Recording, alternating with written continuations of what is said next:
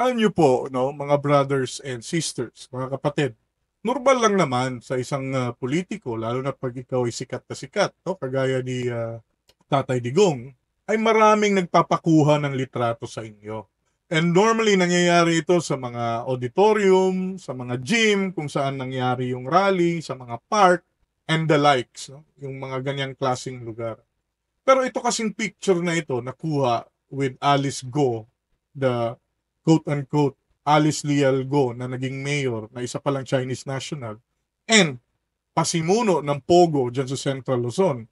Kasi ngayon na may ebidensya na rin na may kaugnayan siya doon sa pinakamalaking Pogo hub na na-raid sa Pampanga just recently, no? After nung nangyari sa Tarlac.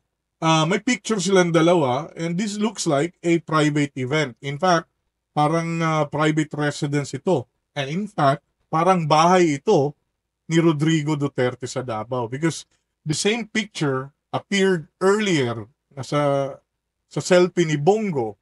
Kung sinadya ito ni Bongo, alam nating medyo may kiskisan na yung dalawang kampo na yan kasi biglang dumistansya itong si Bongo sa mga Duterte. Ano? But there was a selfie nung napachismis na namatay daw si Tatay Digong. Nag-selfie, binisita yata ni Bongo, nag-selfie silang dalawa.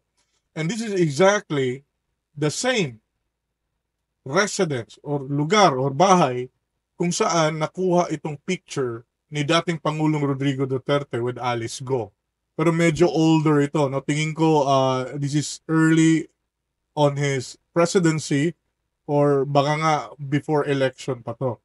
Well, breaking news ito, pero hindi ito nakakagulat, ano?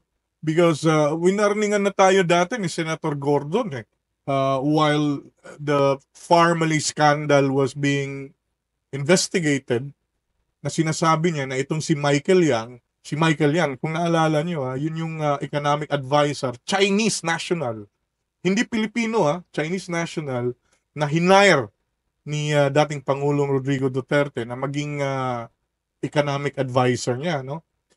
Ang sabi ni Gordon, ito daw si Michael Yang, hindi lang ito membro ng malaking sindikato na nasa likod ng Farmally, ito rin ay involved sa mga pogo, sa droga at kung ano-ano pang kabalbalan. So hindi ito breaking news. At nakita nyo naman, no, nung ni-raid yung Pampanga, yung manager tumakbo ng Davao City. So obviously, they feel safe doon sa Davao. And well, again, it's too early to say na directly involved yung former president dito. But, you know, itong litratong ito really raised a lot of questions regarding the involvement of the former president or di kaya yung mga tao niya sa panahon ng administrasyon. But anyway, hindi na sumipot si Alice Go kanina sa hearing because she said kinasuhan na daw siya and she was already publicly shamed. Ano?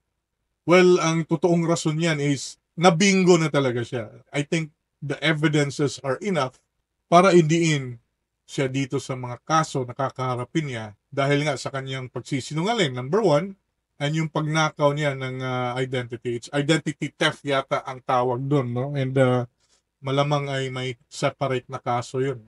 Besides yung human trafficking and others, no? Regarding the Pogo operation na kinasangkutan niya rin. Anyway, isa itong big deal kasi nga itong si dating Pangulong Duterte tatakbo na namang senador. Kasama pa daw niya yung mga anak niya, lalaki, si Pulong tsaka si Baste. But I don't think totoo yan. Pag-usapan natin yan sa next segment ng ating video. But again, nakakapanglula lang, no? Na I don't know but marami pang mga Pilipino na naniniwala dito sa mga Duterte where in fact malabundok apo na yung mga ebidensya na naglilink sa kanila, no? Dito sa mga illegal na activities na ito.